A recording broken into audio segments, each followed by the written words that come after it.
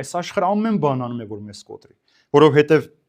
յուրաքանչյուր մարդ ինչքան էլ իր հավատքը զորավոր լինի, բազում հալածանքներից ինքը հոգնում է, տկարանում է, երբեմն սկսում է անհամբեր դառնալ, թե ինչու է Աստված ուզում այս ճանապարհը մենք անցնենք։ Բայց եթե Տերն ուզում է որ մենք տառապենք, ցավը զգանք, ուրեմն պետք է որ այդ ամենը մենք անցնենք ինչի համար, Տիրոջ փառքի համար նաև,